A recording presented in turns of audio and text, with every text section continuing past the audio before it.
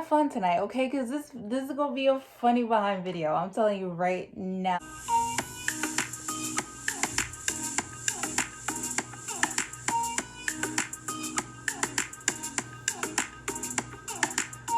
Welcome back to the channel. It's your girl Jewel Gems, and tonight is going to be a cozy little vibe. Tonight we are doing the asking for a friend video. A little drink of wine, okay? A little smoothie shake if you want to, you know, athletic tip. Yeah, it's gonna be a cozy one. Have fun tonight, okay? Because this is gonna be a funny behind video. I'm telling you right now, it's gonna be funny. Like and subscribe to the channel so you can see more videos like this. And without further ado, let's jump right into the video. First of all, what do you guys think of my fit? A lot of Cheetah Girl vibes from this fit. Wanted to be the final member of Cheetah Girl. Not sure why Disney didn't hire me, because I feel like I would have been a really good fit. I always wanted to be a Cheetah Girl. Like, y'all just don't understand. Fun fact, was writing my own songs at 9 and 10, but you know, that's another video. Let's jump into these questions. The first question: hey girl, asking for a friend, how to be vulnerable to someone you have a crush on. So I guess they meant how you trying to be, or how your friend is trying to be vulnerable to someone that they have a crush on. That's a really good question. With someone that you don't know that well. Please excuse my lipstick stain, you know. Just excuse it. A thumbs down below what your favorite wine is, because this red wine, little vibe. Yeah, it can be hard because, you know, you don't want to just give your whole soul to people that you don't really know yet. So I would say, you know, little by little, get to know the person on a friendly tip. I'll start to open up, but not too much, because I will say this, necessarily have our guards up, but I feel like it is a self-defense kind of situation where we put up walls because we're not sure who we can trust. And you know, once a person shows that they're loyal to you, then slowly but surely you let your guard down. And I don't think that that's a bad thing necessarily, because you should protect your mental health. So be yourself, but I wouldn't say be too vulnerable, because then you give people, you know, stuff to work off of. Get to know the person, and if you feel like you can really be your true self around that person, then I feel like it'll come natural to be vulnerable around that person. Next question is, I have a type, but my type isn't good for me. I always end up getting hurt, but I can't help what I like. What should I do? Asking for a friend. Ooh, this is good. This is good. This is juicy. My thing with types is there's nothing wrong with having a preference, right? But if this preference isn't good for you, it may be something deeper as to why you're even attracted to this type of person. For example, if you're always attracted to guys that play games, is it secretly because maybe you're not ready to commit and you know that, but deep down, you know, you don't want to come out here and say it, like, I'm not ready to commit, so you kind of gravitate towards guys who also don't want to commit, you know? Like, it could be something deeper. You said you can't help what you like. What should you do? Okay, so you can't help what you like, yes, but can what you like be broadened? Like guys of a certain height, or, you know, guys that have this much in their, you know, bank account or something like that. But I mean, how has that been working for you? If it's been ending up in you getting hurt, then, you know, maybe you gotta let X, Y, and Z go. And I know that's easier said than done, because, you know, it can be hard. You know, you like what you like. Yeah, I would say figure out why the type of person that you're attracted to. Figure out if it's something deeper, like why are you attracted to that type. Just broaden your horizon, so you never know. Like, you might find the love of your life, and he will be nothing like you imagined. Getting to the next question: should I move out of my parents' house? Asking for a friend. Well, girl, first and foremost, why do you want to move out? Do you feel like it's because you're of age. Are you mentally ready to move out? That's the biggest question.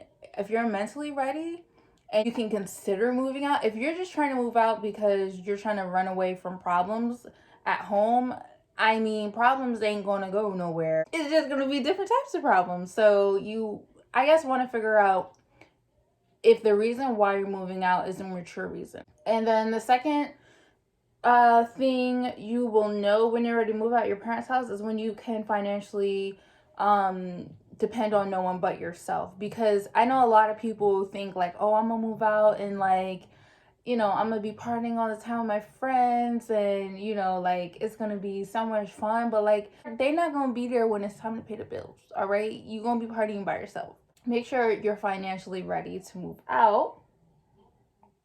That's some good stuff. Just really do the pros and cons, really make your budget and really save up. Realize that like, okay, once I do this, there's no turning back. I don't know how like you guys were raised, but I was always told like growing up, can't move back in. Like that's what my parents told me. And I kind of have that mentality as well. Like, I mean, unless there's obviously extreme circumstances where you may have to move back home. But once you leave the nest, you are really an adult and you're on your own. So make sure that you're ready for that next chapter in your life before you just jump out into the world. One thing that can tell you if you're ready to move out, budgeting right now while you're in the house, and pay for everything on your own. That's something that my parents involuntarily, like I didn't volunteer for that, but they made me and my sibling do. Like once we turned a certain age, we no longer could just get by with like our parents' groceries or our parents this and that. Like we had to pay for it. We paid for all our phone bills. They made us pay rent. To the point where there was one time where my parents were really, really tripping, like, and they wanted me and my sibling to start paying for the Wi-Fi, and I was like, absolutely not. That's where I drew the line. I was like, this is ridiculous. I'm not paying for Wi-Fi in my own house. If you buy all your groceries yourself and you cook all that food yourself, like, can you get by on your own? Certain things like that will help you to really gauge whether you're ready for the big jump. All right, the next question is asking for a friend, how do I plan a COVID wedding? Man, I need to ask myself that question. Planning a wedding is different when it comes to pandemics and COVID and trying to be safe and knowing which way to go.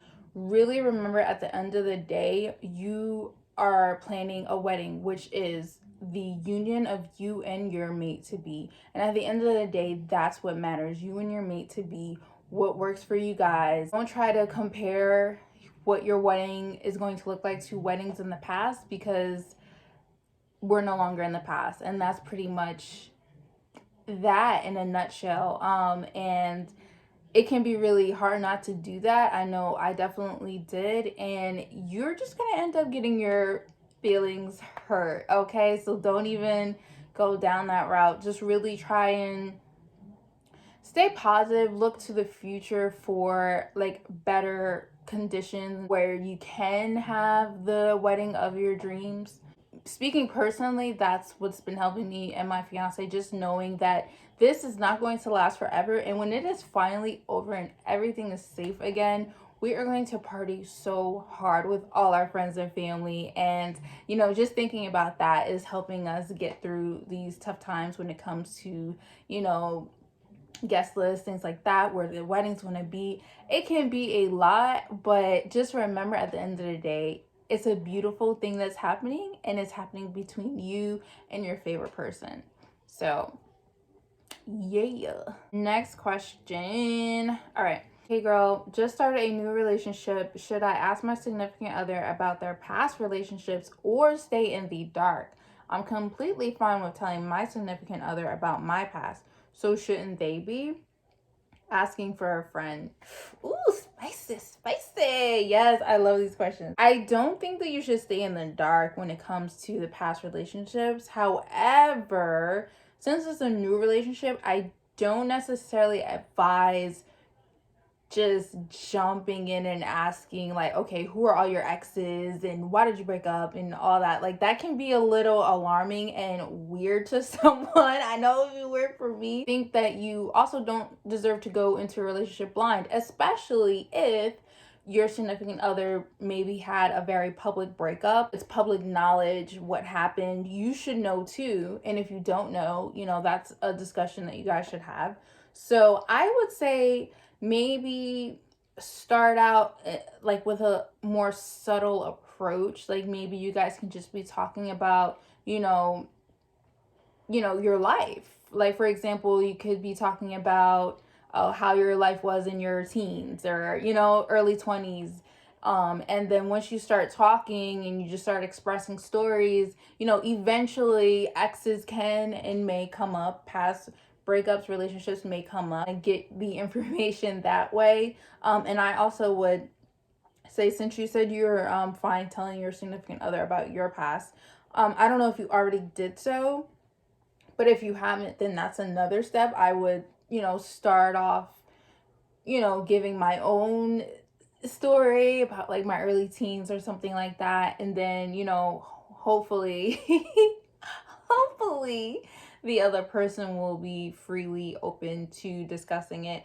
Not everyone's okay with it. You should respect another person's boundaries. I think that open communication is very important for relationships. So eventually it should be a discussion that you guys have, but timing and tact is the most important thing.